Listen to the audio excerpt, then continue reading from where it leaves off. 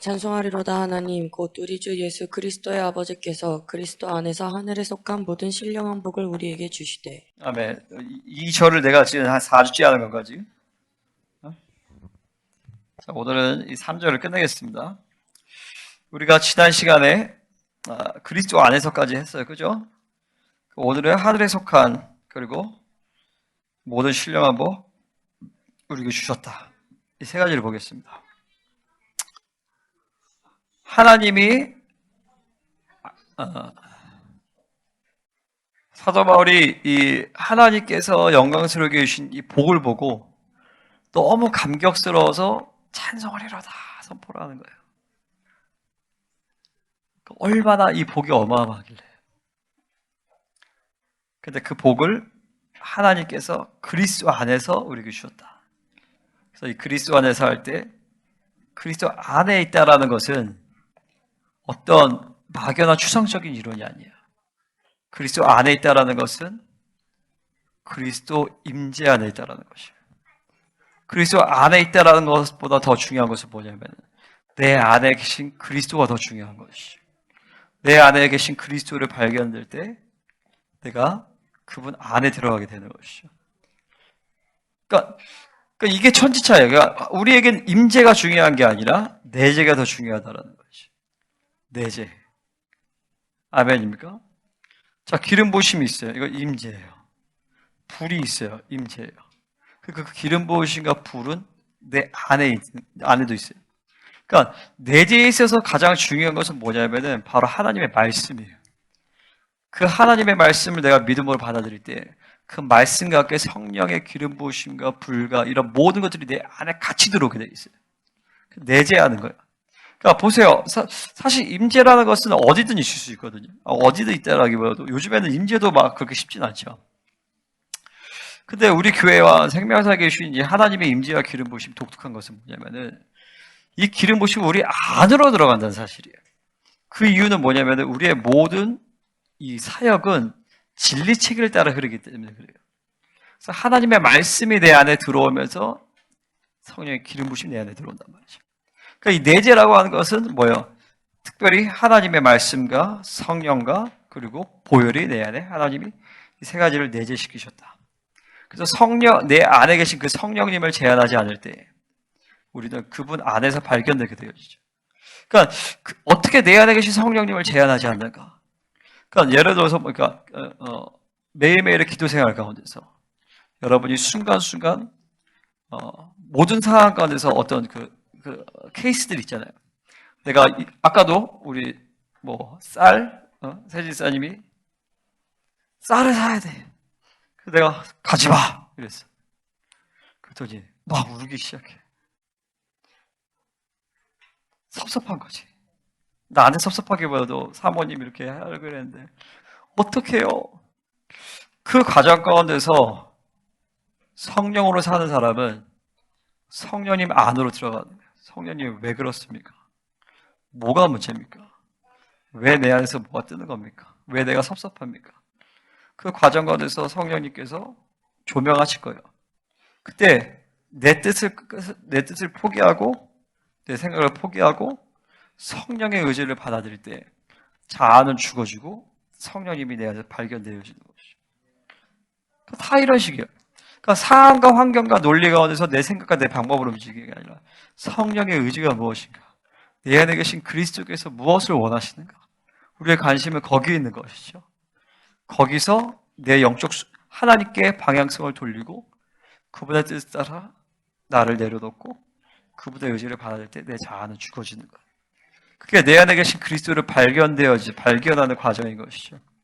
그래서 내 자아를 포기하고 내가 유익하던 것을 똥으로 여기고 그리스도를 얻고 성령의 권능을 체험받고 부활에 이르게 되어지는 부활의 권능에 이르게 되어지는 그런 과정을 갖게 되어지는 그럴 때 그 순간에 섭섭한 마음이 있을 수도 있고 그 순간에 절망이 있을 수도 있겠지만 자신을 내려놓을 때 나는 성령을 만나고 그러니까 성령이 나를 이끌고 가시는 거죠. 이때 내 안에서 새 사람이 역사하고 그 순간에 나는 그리스도 안으로 들어가게 되어지는 거예요. 그게 그리스도 아니라는 것은 어떤 결과적인 측면입니다. 내 안에 계신 그리스도를 발견할 때 나는 그리스도 안에 발견되어진다. 그럴 때 나타내지는 가장 강력한 축복은 뭐냐? 너희가 내 안에 가고 내 말이 너희 안에 거할 때 무엇이든지 원하는 대로 구하라. 그래야 이르리라. 강력한 기도의 능력이 주어진다. 무엇이든지 믿고 구하는 것은 받은 줄로 믿으라. 아멘. 그러니까 믿음의 기도를 하게 되어지는 것이죠. 내가 그리스도 안에 있을 때 믿음의 기도가 가능하게 되죠. 그 믿음의 기도는 100% 응답을 원칙으로 한다는 것이죠. 그러니까 믿음은 많은 선택 가운데서 어떤 거를, 그러니까 많은 선택 옵션 가운데서 하나가 아니에요. 믿음은 그것만 보이는 것이에요. 할렐루야. 그러니까 많은 옵션 가운데서 오로지 그 길만 보이는 것이 믿음인 것이죠. 이럴 수도 있고 저럴 수도 있고 아니야. 믿음은 그것만 보이는 거야. 그거를 취할 때, 그 믿음을 취할 때 하나님이 그대로 역사하신단 말이죠. 그러니까 하루 가운데서 매일매일의 삶 가운데서 우리 삶 가운데 기도 응답이 늘 예주 데리고 가세요. 고만 만져, 김이호. 일로.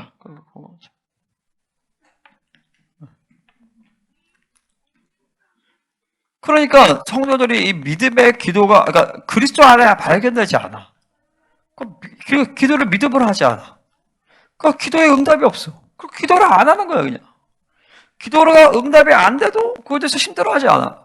하나님과 나와의 관계는 내가 기도하면 하나님은 100% 들어주셔야 되는 관계란 말이죠. 그죠?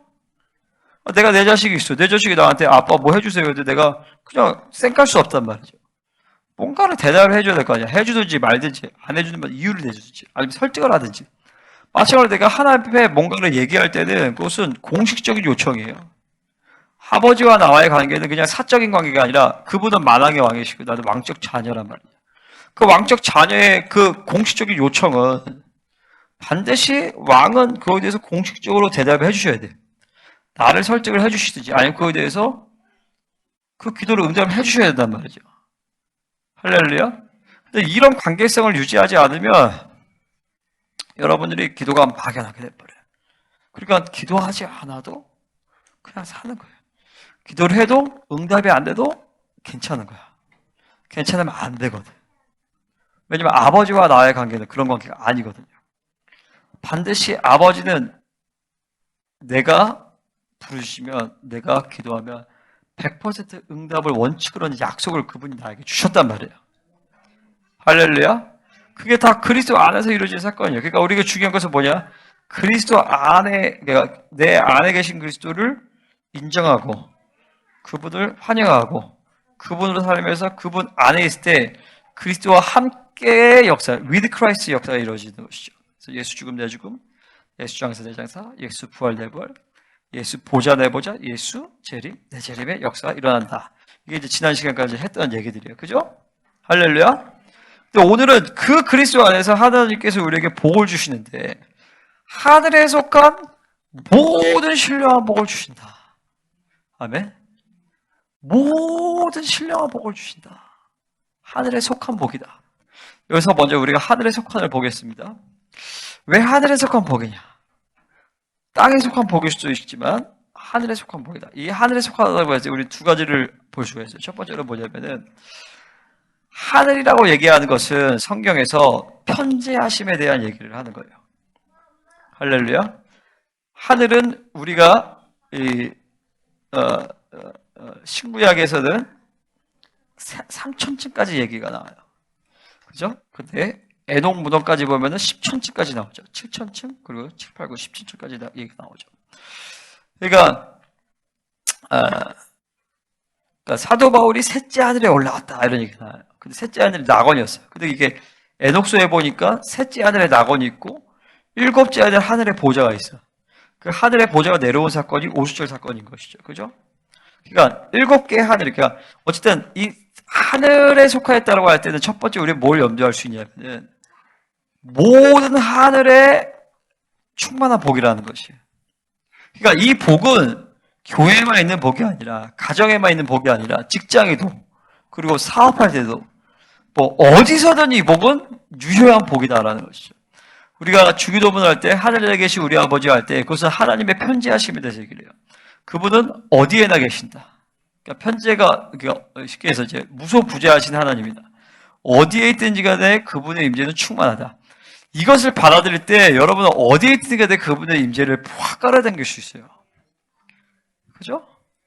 산속에 가든 바닷가를 가든 어디를 가든 직장에 있든 화장실에 있든 샤워를 하든 그분은 어디에나 편만하게 계신 거죠.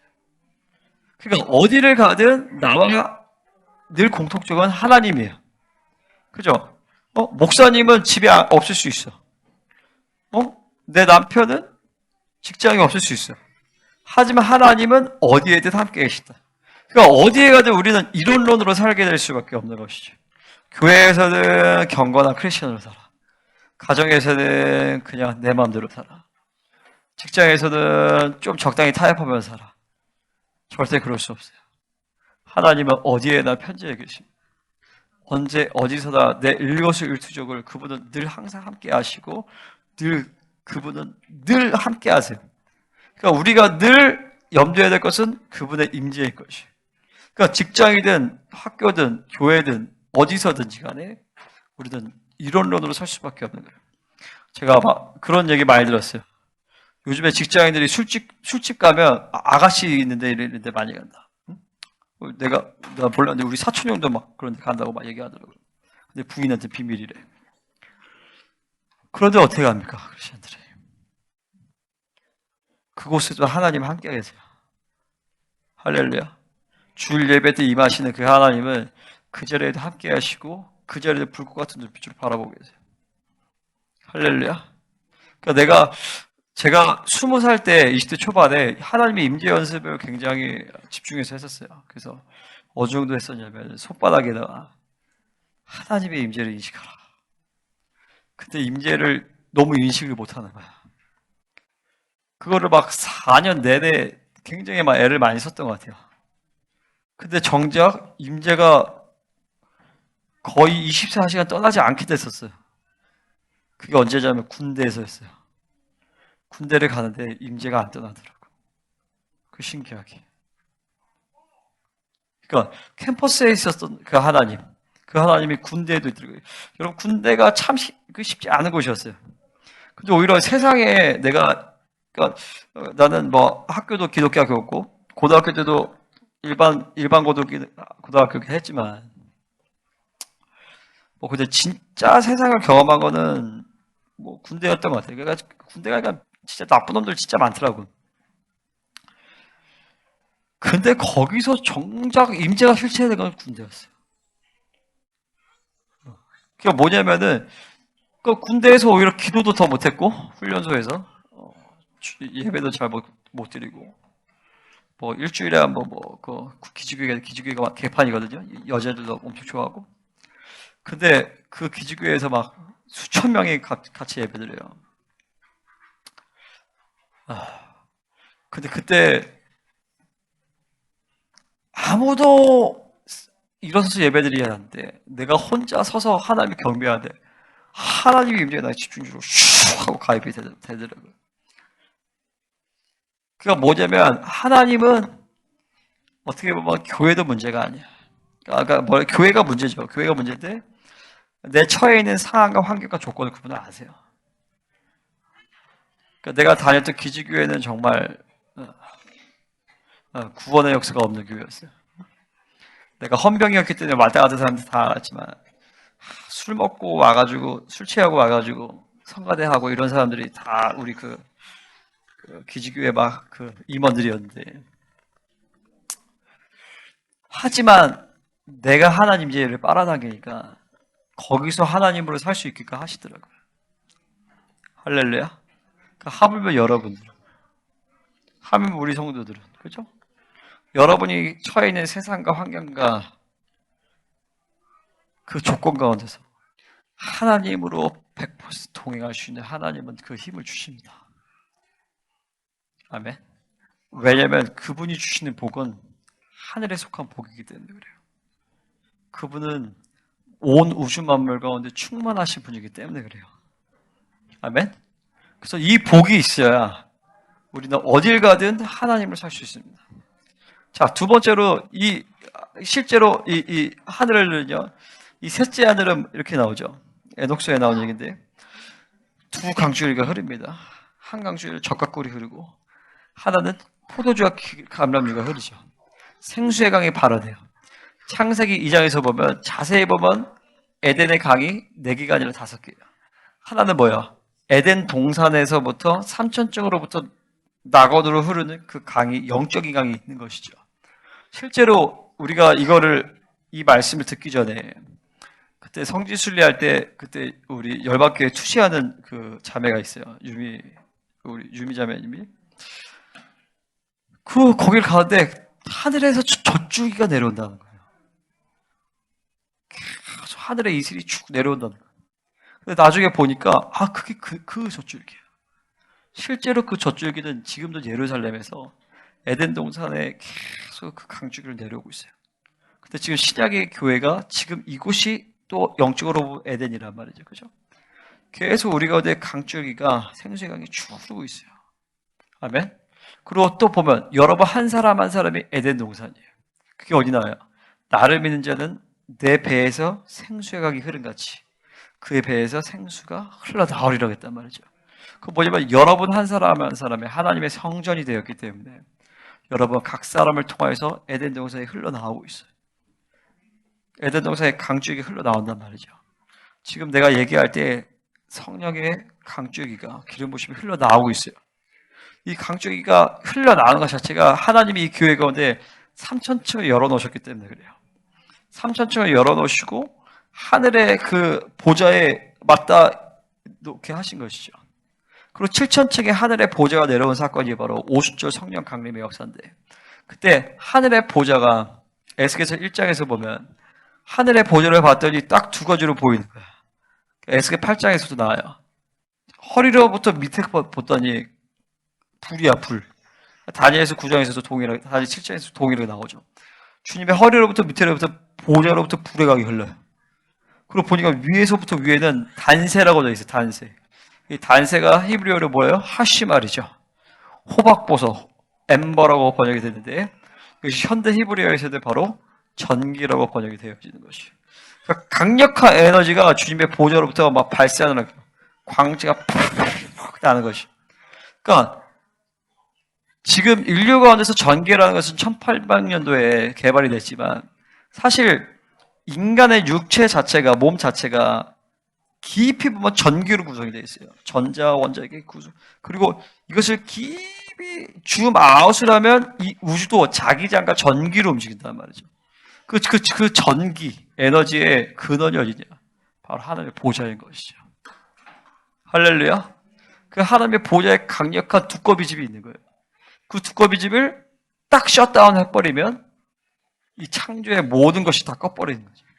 그래서 히브리서 1장에서 뭐라고 얘기하냐면 그의 말씀으로 만물을 붙드시는 이라고 되어 있어요. 그의 말씀으로 만물을 붙드시고 계시다. 그러니까 그의 말씀으로 우리의 모든 것이 이 전기로 이 에너지로 되어 있는데 이게 사실 하나님의 말씀을 붙들고 있는 것이에요. 이 팔이 그냥 붙어 있는 것이 아니라 하나님의 말씀이 이 팔을 붙들고 있는 거예요. 여러분의 생명이 그냥 붙들고 있는 것이 아니라 여러분의 심장이 그냥 뛰고 있는 것이 아니라 이 심장을 뛰고 있는 강력한 에너지가 뭐냐면 하나님의 말씀이 그 심장을 뛰고 있게 만드는 것이죠. 할렐루야. 근데 그게 7,000층으로부터 그 강력한 보좌로부터 전기의 에너지, 강력한 만물, 우주 만물을 붙들고 힘이 역사를 하고 있는 것이 강력한 불의 능력이 역사를 하고 계신다. 그분의 보좌로부터 흘러나오는 하나님의 말씀이 만물을 붙들고 있는 것이 그것이 열려있는 것과 열려있지 않는 것은 천지차이예요.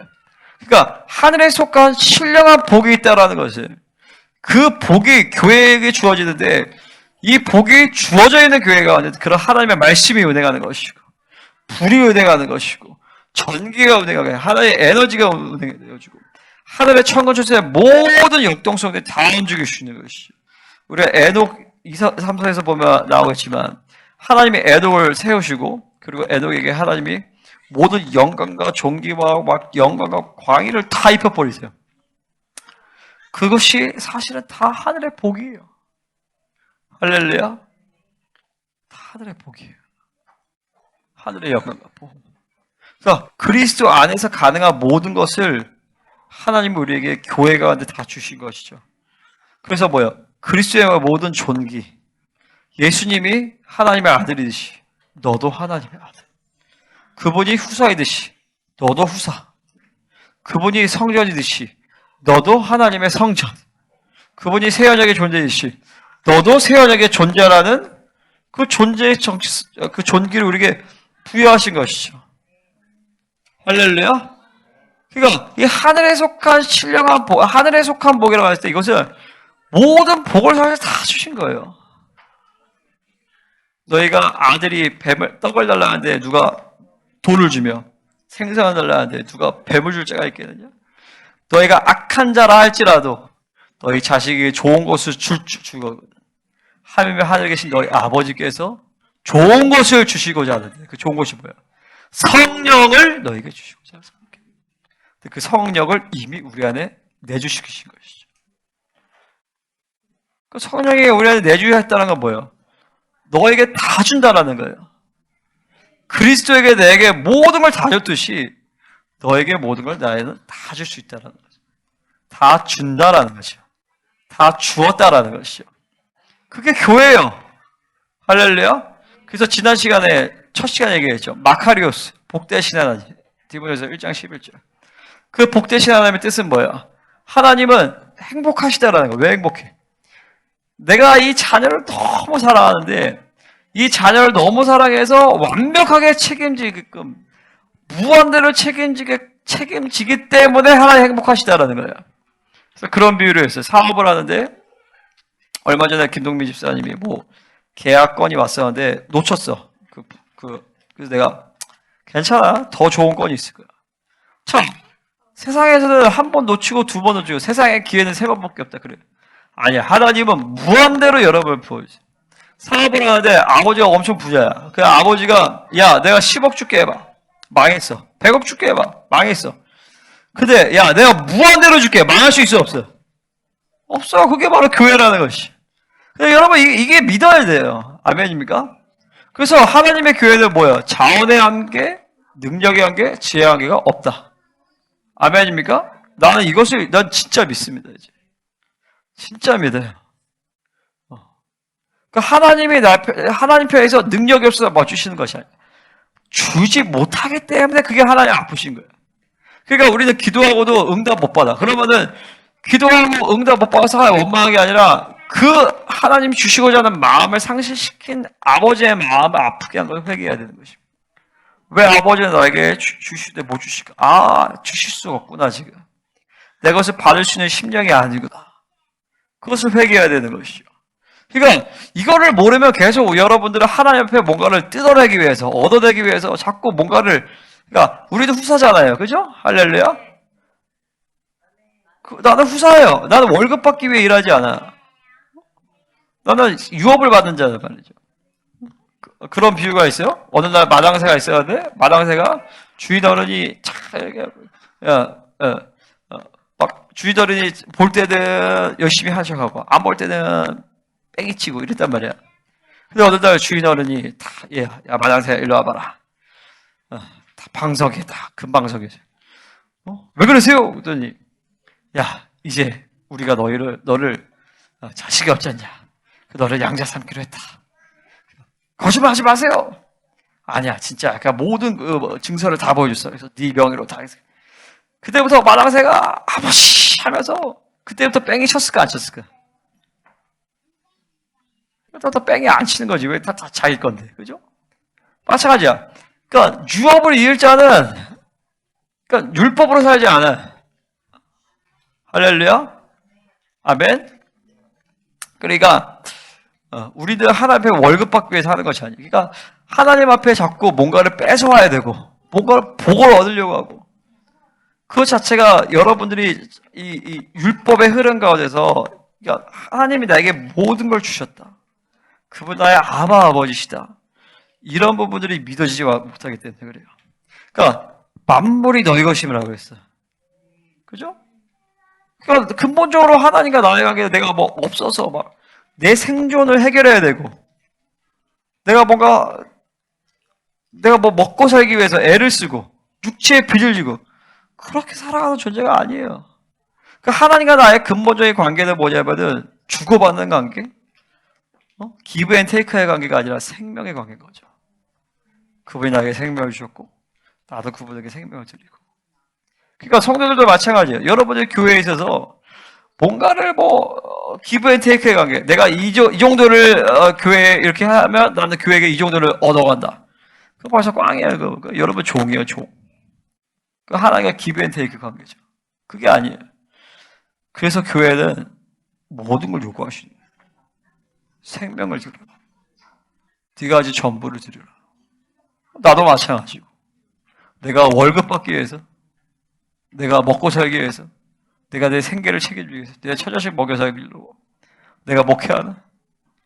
그럼 내가 40음식을 얘기했어. 그러니까 내가 요번에 금식할 때 어떤 새로운 사람이 물어봐요. 목사님 40음식 왜 하셨어요? 그래서 생명 걸고 그거를 어떻게 그렇게 하시지? 그래서 내가 그랬어요. 하나님의 영광을 보고 싶어서 그렇다. 어떤 문제가 있어서가 아니었어. 하나님의 영광의 문제였지. 나는 내가 어떤 문제 때문에, 난 그것 때문에 뭔가를 결정하지 않습니다. 하나님의 영광 때문에. 여러분도 마찬가지. 여러분 왜 이래요? 하나님의 영광 때문에 일하는 것이죠. 여러분 왜 사역합니까? 하나님의 영광 때문에 사역하는 거 아니에요? 왜 돈 법니까? 먹고 살기 위해서? 아니에요. 하나님의 영광 때문에 그런 것이. 왜 더 이상 육체의 빚이 없어? 먹고 살기 위해서 처자식 먹여 살려고 하나님이 여러분에게 그렇게 부르지 않았어요. 할렐루야. 하나님이 여러분들을 영광으로 창조하셨고 영광을 주기 위해 부르셨고 영광으로 참여시키기 위해서 하나님이 이 땅에 부르신 것이에요. 할렐루야. 아멘, 아멘, 아멘. 그래서 하나님은 아들을 죽여주고 아들을 내어주고 시작하신 거예요, 관계를. 아들까지 다 내어주고 시작하셨단 말이에요.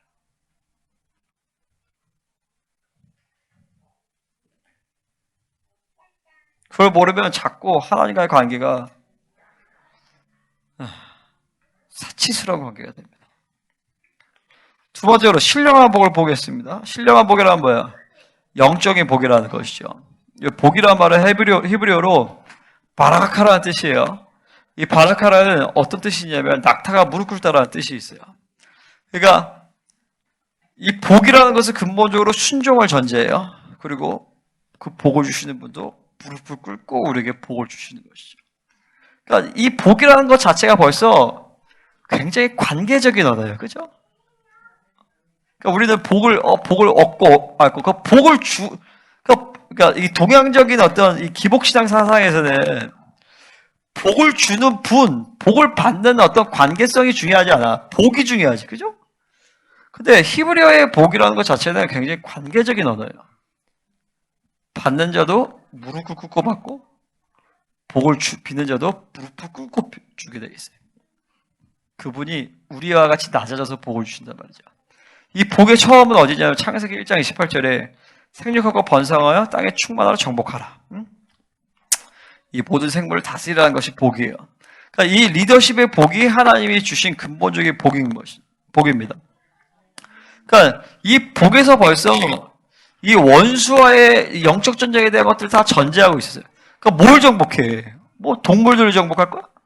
아니란 말이죠. 이미 창조 때에 루시퍼의 존재가 이미 있었어요. 그러니까 이걸 또 좀 깊이 얘기하면 창세기 1장 1절과 2절을 풀어야 되는데 창세기 1장에서 태초에 하나님 천지를 창조하신다고 하잖아요. 근데 2절에서 보면 땅이 공허하고 혼돈하고 이렇게 나온단 말이죠. 그게 히브리어 원어로 보면 became이에요. 땅이 혼돈하고 공허해졌다라고 돼 있단 말이죠. 하나님이 창조한 시간은 왜 공허하고 혼돈한 시간이 와? 그래서 이런 것들을 유대의 문화가 이런 것들을 보면 이 유대인의 세계관에서는 요때 루시퍼의 타락이 있다고 보여요.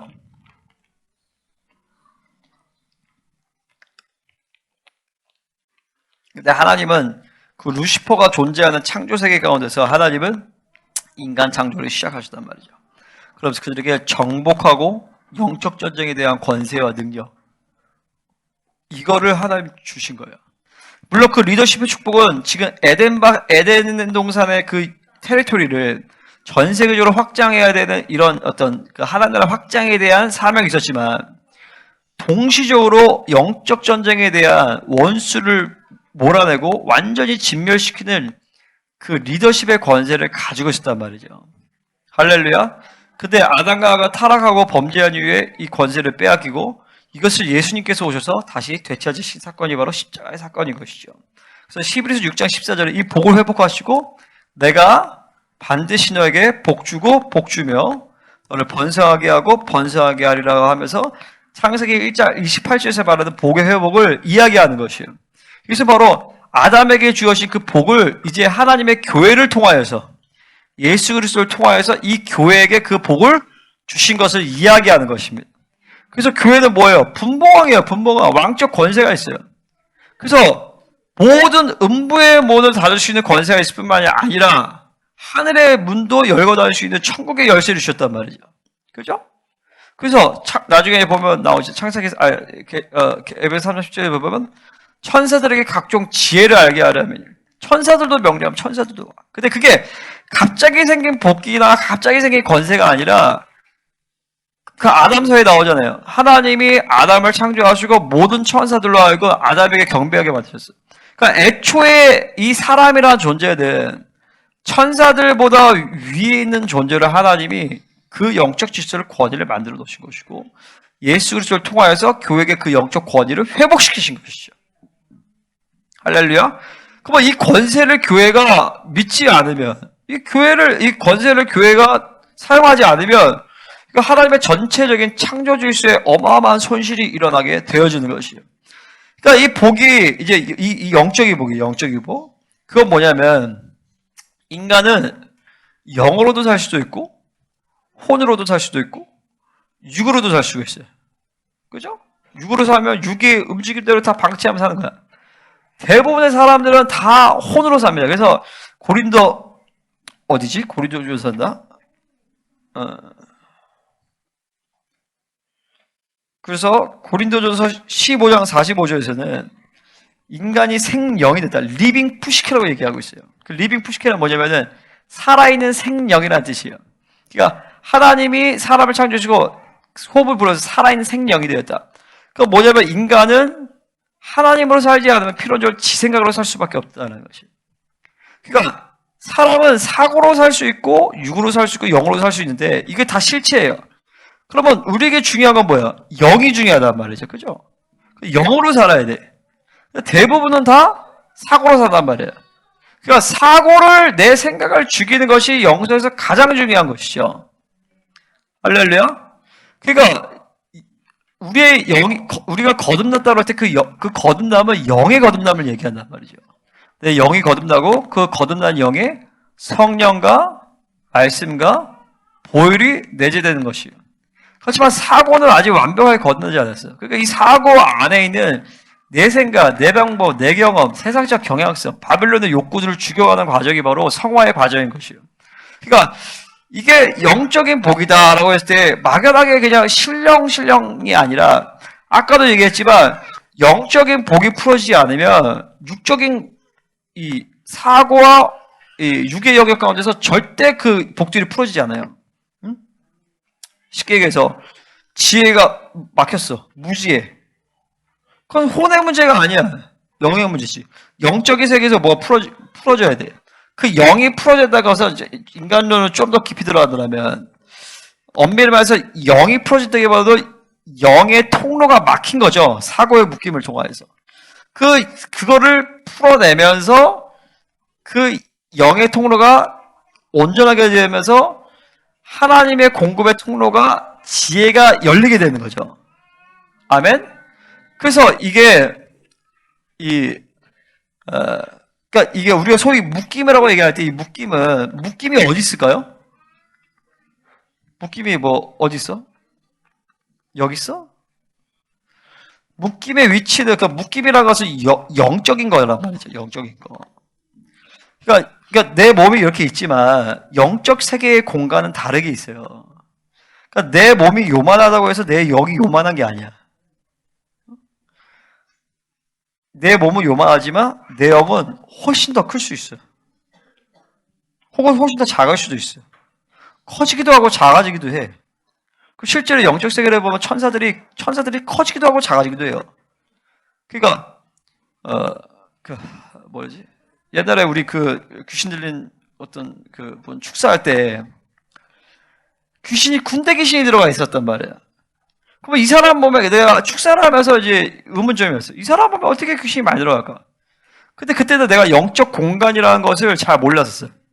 그러니까 몸이 요만한데 이 사람 몸 안에 있는 공간이 반경 수만 킬로가 될 수 있는 거예요. 그 수만 킬로 되는 영적 공간 안에 귀신이 가득 차 있는 거죠. 아멘? 그러니까 그 사람 안에, 그 영적 공간 안에 귀신과 천사들의 영적 전쟁이 수천 수만이 동시에 싸울 수 있는 거예요. 그 영적 세계라는 것이 그래요. 그러니까 영은 이 시공간의 제약을 받지 않단 말이지, 그죠? 그래서 보세요. 여기가 우리가 공간이 요만하지만 이 영적 스케일의 공간이 이게 요만하지 않아요. 이게 무한대처럼 소시처처럼 쭉 돼 있단 말이지. 우리 여기가 영적인 세계를 보면. 오케이, 다시. 그래서 영적인 뭐 얘기했어 내가?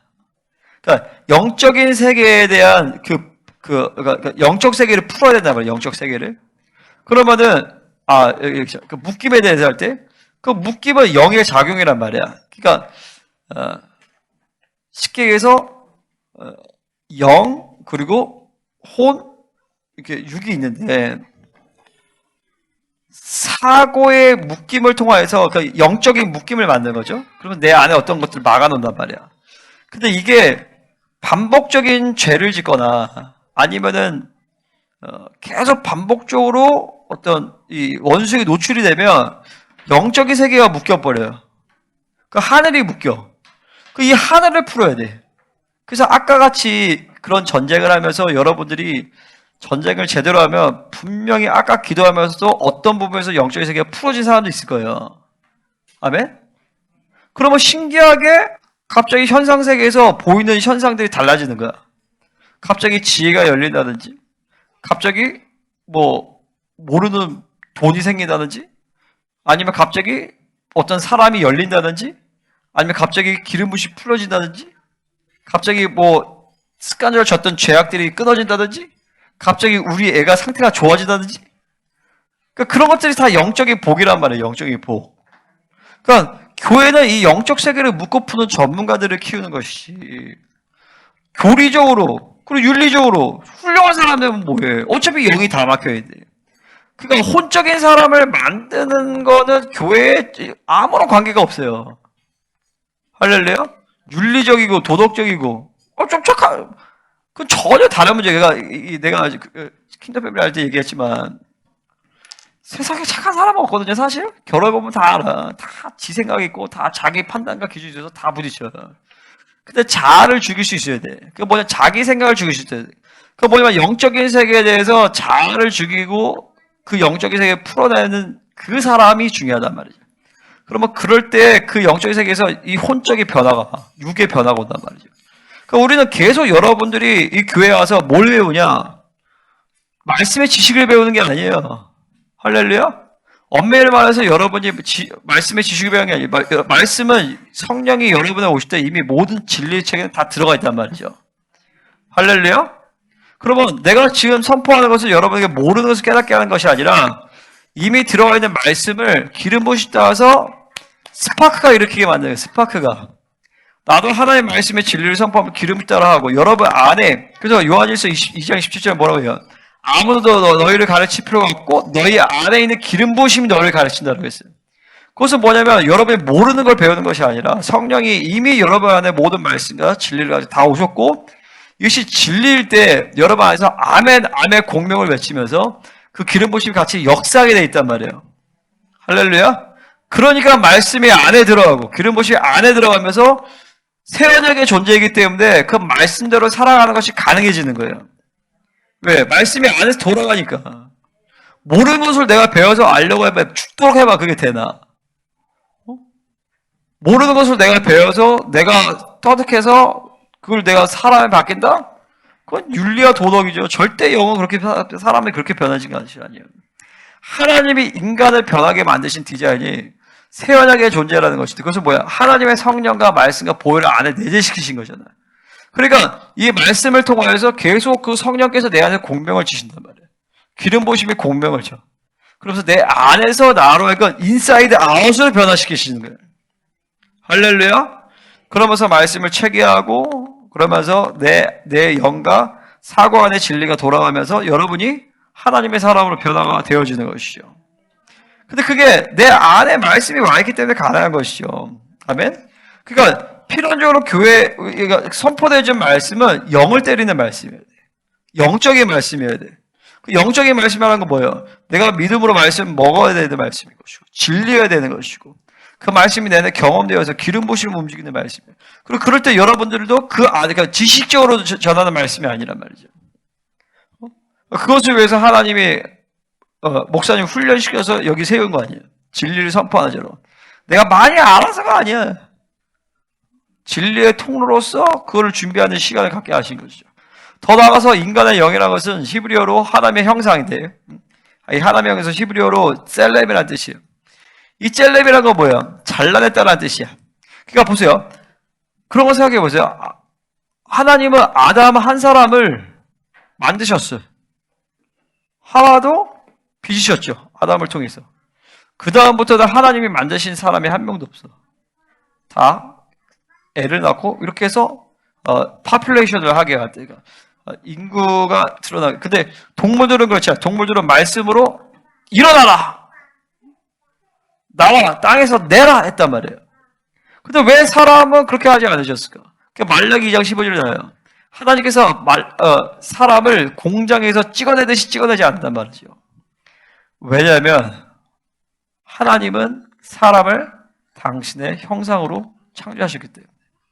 인간의 육체는 하나님이 손으로 창조하셨지만 인간의 영은 하나님이 자신의 생명을 이식시켜 주신 것입니다. 자신의 생명을 루아흐 생명을 불어넣어 주셔서 그 영의 생명을 전이시켜. 그래서 성경에서는 사람을 창조하였단 말보다도 내가 너를 낳았다는 말이 훨씬 더 많이 나요. 인간의 몸을 창조하셨지만 빚으셨지만 바라예요. 하지만 인간의 영은 하나님이 낳으신 것입니다. 그래서 하나님의 형상이라는 것이죠. 그래서 우리는 얼마나 존귀한 존재, 하나님이 낳으신 존재. 그래서 창세기 45장에서 보면 그런 얘기를 하죠. 베냐민의 그 자루에서 요셉의 은장이 발견되죠. 그래서 자, 베냐민 너만 노예로 삼고 나머지 가라. 그래서 유다가 안 됩니다. 아버지의 생명과 저 아이의 생명이 하나로 연결되어 있어서 저가 가지 않으면 아버지가 죽을 것입니다. 내가 그를 대신하여 내가 십자가를 지겠습니다. 십자가를 얘기 안 하지만 예수님이 십자가에 대한 사건을 예표한단 말이죠. 마찬가지로 하나님은 안 거예요. 우리 한 사람 한 사람이 아버지의 생명과 연결되어 있는 것을 알아요. 왜? 그냥 우리는 창조된 존재가 아니라 하나님의 생명을 이식된 존재이기 때문에. 여러분 보세요. 아기를 낳은 엄마들은요, 멀리 떨어질 수도 그게 양자 물리학인데 요즘에 발견된 거예요. 양자 물리학이 뭐냐면은 유아가 내가 모르는 사이야. 딱 잠깐 만났어. 수십 킬로 떨어져서 내 눈에다가 불이 비치니까 동공이 확장되잖아요. 제가 수십 킬로인데 똑같이 그 역사가 일어나는 거예요. 양자 물리학이거든요. 그 요즘에 밝혀진 거예요. 근데 똑같아. 인간이 연결되어 있다는 거예요. 영적인 세계가. 근데 그게 지금 양자 물리학으로 지금 발견이 되고 있어요. 마찬가지야. 우리는 엄마 몸에서 애가 나왔어. 그 자궁에서 나왔기 때문에 예전에 그런 거 이제 육동현 목사님 어머니가 선교지에서 아들이 너무 고생하는데 야 내가 너무 자궁이 아파가지고 막 기도했는데 네 기도가 나오더라. 왜? 거기 있었거든. 뭔가 연결되어 있는 거거든. 창세기 45장인 거야. 하나님의 영과 우리 각 사람이 연결이 되어 있거든. 그거를 잘 아는 예수님이 내가 주님 아버지 내가 죄를 대신해서 십자가를 질게요. 그 십자가 사건인 것이죠. 그게 왜 그래요? 우리의 영이 그렇게 존귀한 존재예요. 하나님의 형상이라는 존귀가. 할렐루야. 그러니까 우리는 하나님의 영으로 살아야 돼. 우리는 하나님의 형상으로 살아야 돼. 그 영이 하나님과의 관계에서 온전할 때 내 생각이 축복을 받아. 생각하고 사고가 온전해. 그리고 육이 온전하게 되어지는 것이죠. 할렐루야. 근데 그 축복을, 그 신령한 복을 우리에게 주셨다라는 것이에요. 누구에게? 하나님의 영광스러운 교회에게. 그래서 교회에 목숨 거는 거예요. 그래서 교회에 생명을 드리는 거예요.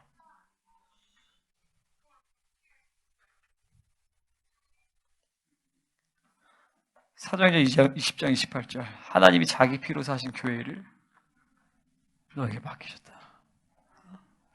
하나님이 자기 피로 사신 교회. 하나님이 자기의 피로, 아들의 피로 사셨더라. 자기의 피로. 그 아들의 십자가에서 죽으실 때 하나님의 아들이 죽은 것보다, 아들이 고통당하실 것보다 아버지는 더 고통당하셨어. 그 하나님은 당신의 교회에 아낄 것이 없는 것이죠. 그러니까 하나님은 무한대의 책임을 당신의 교회에 느끼시는 거예요. 그리고 그 교회의 거룩성을 위해서 하나님은 당신의 교회에 다짐지어 세우신 종에게 하나님 아끼시지 않는 거예요. 그 마음을 아는 종은 자기 유익과 목적과 자기 방법대로 목회를 할 수가 없는 거죠. 그래서 목회자의 첫 번째는 뭐예요? 내 생각을 죽이는 게 첫 번째. 왜? 한 사람을 교회에 부르신 하나님의 목적은 뭐예요?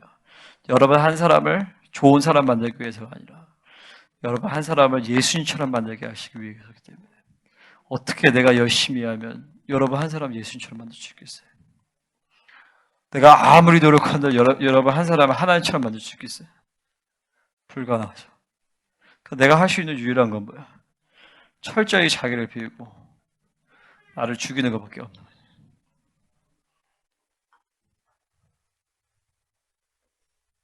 그게 영광스러운 교회인 거죠. 성도가 많은 게, 재정이 많은 게, 사역이 많은 게 그게 아니라 얼마나 거룩하냐. 아버지의 뜻을 따라서 얼마나 그 아버지의 뜻을 따라서 거룩하고 온전한 신부공동을 세우느냐. 거기에 얼마만큼 들어졌느냐. 이것이 그 교회의 영광을 결정하는 것이죠. 자, 마지막으로 그 복을 우리에게 주셨다고 얘기해요. 이것은 헬라어로 부정과거형입니다. 과거형으로 기록됐던 거 뭐예요? 예수님이 모든 희생을 치르고 이루신 모든 종기를 다 우리에게 주셨다라는 것이죠. 이미 결정된 거예요. 할렐루야. 복을 받기 위해 쓰는 게 아니라 이미 복을 다 주신 거예요. 왜? 뇌 안에 성령을 주셨는데, 가장 귀한 걸 주셨는데, 그 외에 다른 복이 있겠어요? 그분이 말씀과 성령과 보혈을 주시면서, 사실은 예수님도 주신 것이죠. 그 성령을 통하여서. 성령을 통하여서 삼위 하나님을 다 우리 안에 사실은 다 자신을 내어주신 것이죠. 그러니까 천국을 다 주셨다라고 해도 과언이 아니죠. 그러니까 그 아들을 주셨는데, 그러니까 복은 다 주어진 거예요. 그러니까 참 기가 막힌 일이죠, 사실. 그러니까 이런 거를 우리가 좀 깊이 묵상을 해도 하나님 앞에 사실 구할 게 없는 거예요. 그러니까 우리가 구할 건 그분밖에 없는 거죠, 사실. 그러니까 성령이 내 안에 오셨다는 건 뭐냐면은 영원히 하나님의 나라로 살 수 있는 모든 복을 다 내 안에 주셨다라는 것이에요. 이런 게 이제 영광의 풍성함이라는 말인데, 성령이 내 안에 내주한 순간 우리는 앞으로 영원토록 하나님의 나라로 살아갈 모든 축복과 풍성함이 다 내 안에 와 있다라는 것이고, 두 번째는 뭐예요? 영원토록 성장할 수 있는 모든 성장도 다 있다라는 것이죠. 많은 사람들이 그래요. 이제 내가 한 10년 신앙생활 하니까 더 이상 새로운 게 없다. 그런 교만이 있을 수가 없죠, 사실. 교만이 아니라 미혹이죠, 미혹. 착각이죠. 성령이 내 안에 오셔도 10년 성장하니까 다 된다. 그거 참 말도 안 되는 얘기죠. 성령이 내 안에 오셔서, 여러분, 우리가 하나님 나라 가면 영원토록 주님을 닮아갈 것입니다. 할렐루야. 그분의 영광스러움과 그분의 거룩은 한이 없어요. 영원토록 주님을 닮아갈 것이에요. 근데 영원토록 주님을 닮아가는데 이 땅에 있는 10년, 20년 동안 성장하는 게 끝이다? 하나님을 굉장히 업신여기는 처사거죠. 내가 100년을 살아도, 100만 년을 살아도, 1000만 년을 있어도 성령이 내 안에 와 계시다면 우리는 계속해서 무한정 그분을 닮아갈 수 있는 새로운 것들이 계속 나타나게 돼 있어요. 이것도 교회로도 적용하면 마찬가지예요. 내가 목회를 하는데 내가 계속적으로 성장해 나간다면 정상적인 흐름 가운데서 하나님은 100만 년 목회에도 100만 년 여러분에게 새로운 것을 주실 수 있으십니다. 할렐루야. 그것은 인간의 개인적인 어떤 잘남이나 탁월함의 문제가 아니에요. 교회의 본질이 무엇이냐? 하나님의 생명의 본질이 무엇이냐? 우리가 받은 구원의 생명의 본질이 무엇이냐는 문제. 왜? 내 안에 계신 그분이 성령이시고 그분은 무제한으로 무한정 끊임없이 영원토록 그분을 닮아가게끔 나를 이끄시는 분이기 때문에 우리는 천국에서 영원토록 주님을 만날 것입니다. 그 영원토록 만나는데 한 100만 원 있다가 천국의 삶이 너무 지겨워요. 그럴까요? 아니죠. 그 땅은 새 하늘과 새 하늘과 새 땅이에요. 새 예루살렘 땅이에요. 그건 뭐냐면 계속적으로 날마다 매 순간 새로운 거예요. 그 하나님은 매 순간 그런 분이세요. 그러니까 정상적으로 우리가 신앙생활하면 나 자신도 마찬가지고 여러분도 마찬가지고 우리도 매 순간 매일매일 계속 성장하는 것이 지극히 당연한 과정인 것이. 그래서 로마서 8장 30절에서도 미리 정하신 그들을 또한 부르시고 부르신 그들을 또한 의롭다 하시고 의롭다 하신 그들 또한 영화롭게 하시느니라. 우리의 예정은 영화롭게 되어지는 것입니다. 그래서 계속 나를 비워낼 때 하나님은 우리를 영화롭게 만드시는 것이에요. 할렐루야. 그러니까 이것을 믿으면 본질적으로 이때 신앙생활은 내가 모르는 것을 경험하고 내가 모르는 걸 배우고 내가 모르는 것을 터득하는 것이 아니에요. 가장 중요한 것은 뭐냐면 내 안에 모든 것이 다 와 있기 때문에 내 안의 것을 제한하는 육적인 묶임을 풀어내는 것이 가장 핵심인 거예요. 그러니까 보세요. 그러니까 뭐 1단계, 2단계, 3단계, 5단계 해서 뭐 배운다. 제자 훈련을 한다. 다 꽝이죠, 사실은. 뭐 우리가 뭐 교회에서 이제 은사 훈련할 때 은사 훈련도 모르는 거 배우는 게 아니에요. 은사 훈련이라는 것은 성령의 이 은사가 드러나는 그 과정에서 막혀 있는 것들을 제거하고 성령의 일하심에 대한 부분들을 활성화시키는 것이지 없는 것을 만들어내는 것이 아니에요. 활성화시키고 드러내는 것이지 없는 것을 바깥에서 끄집어 오는 것이 아니에요. 전이도 마찬가지예요. 전이하는 것은 여러분 안에 있는 것을 활성화시키는 것이지 없는 것을 끌어내는 것이 아니에요. 그러니까 초점은 뭐예요? 왜 그런 부분들이 막히느냐? 왜 하나님의 영성이 드러나지 않느냐? 그것은 안 배워서가 아니라 묶여있기 때문에 그래요. 막혀있기 때문에 그래요. 상처와 묶임과 쓴뿌리와 잘못된 비질들이 있기 때문에 그것을 드러내는 과정, 그것을 쪼개는 것이 가장 핵심이고 그것이 가장 중요한 것이죠. 할렐루야? 그래서 계속 이제 듣다 보면 여러분이 이제 이게 드러난단 말이에요. 이런 부분이 내가 묶였구나. 그래서 우리 신앙생활에 가장 중요한 패러다임은 뭐예요? 바로 시작! 말씀 먹고 회개하고 순종하고 엎드리는 것밖에 없어요. 말씀을 먹어야 드러나죠. 그 회개하고 풀어내죠. 그리고 순종하죠. 엎드리고 기도하는 거예요. 그러면 계속 내 안에 쪼개지면서 풀어지게 돼 있어요. 그러면서 내가 모르는 성품이 돼요. 우리는 착각해요. 뭐냐면 원래 저는 우울해요. 원래 저는 의기소침해요. 원래 저는 말이 없어요. 원래 저는 짜증이 많아요. 하나님이 여러분을 그런 걸로 만드시지 않았어요. 다 묶임과 상처 때문에 그런 거야. 쓴뿌리와 죄악 때문에 그런 거야. 이것들을 회개하고 풀어내는 것이 신앙생활의 메인 흐름이 돼야 되는 것이죠. 할렐루야.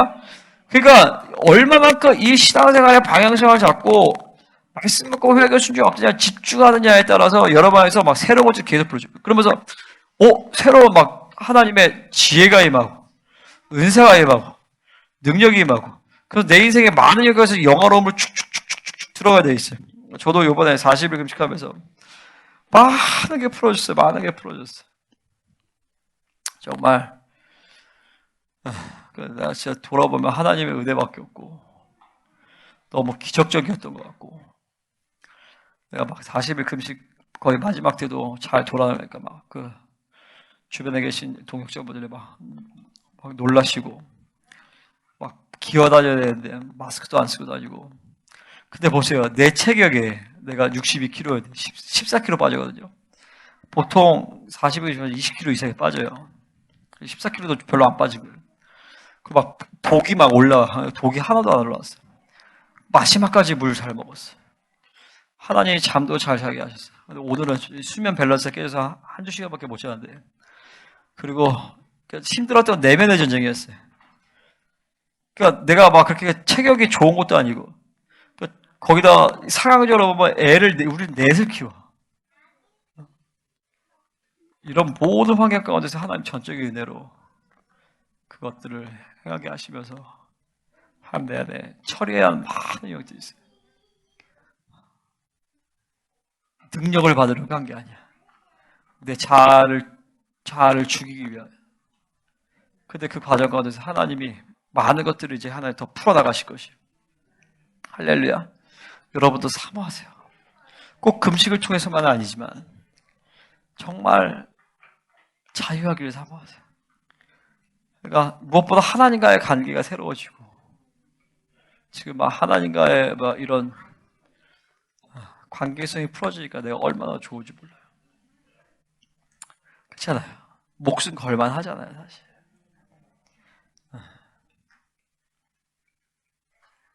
하나님은 정말 우리에게 아낄 것이 없으십니다. 하나님의 당신의 교회에게 아낄 것이 없습니다. 모든 신령한 복을 하늘에 속한 모든 신령한 복을 그리스도 안에서 다 주셨어요. 이 복이 이제 구체적으로 어떤 내용이냐 다음 주부터 나누기를 원합니다. 여러분들이 근데 오늘 말씀을 계속 반복적으로 들으세요. 반복적으로 들으면서 그래 영적인 세계 영적인 복이구나. 하늘의 복이구나. 그래서 여러분의 사고 안에 이 묶임과 이런 혼적인 묶임들이 쭉 풀어질 것이요. 하나님 오늘 이 시간에 이 복들이 다시 한번 선포되어지게 선포합니다. 그래서 날마다 우리 안에서 계속 새로운 것이 드러나게 하시고 계속 묶임들이 풀어져서 이 복들이 이론이 아니라 진짜네, 맞네, 복이 내 안에서 실체화되어지네. 이 복대로 정말 하나님 교회를 만들어 가시네. 할렐루야. 실제로 이 복은 내가 매일 우리 교회한테 선포하는 말씀들이에요. 그리고 이 복대로 실제로 여러분들 만지고 계세요. 걸어가고 흠이 없게 되고 있고 분봉의 권세가 나타나고 영권, 인권, 물권, 자유권이 나타나고 죄사함의 권세가 나타나고 지혜의 총명이 나타나고 할렐루야. 그리고 때에 대한 통의 왕권의 권세가 나타나고 하나님의 기업이 되게 하시고 아멘. 그리고 영광의 찬송이 되게 하시고 성령의 인치심이 날마다 일어나게 되어지고 할렐루야. 이것은 이론이 아니야. 이것을 믿음으로 받으세요. 그럴 때 여러분이 더하셔. 내가 계속 매일매일 기름을 흘려보내는데 여러분 믿음을 쭉 받으세요. 오늘 하나 이 엄청난 복들이 우리 학생들이 강력하게 흘러가는 놀라운 시간 되게 하여 주시옵소서. 같이 통성을 기도하겠습니다. 반주.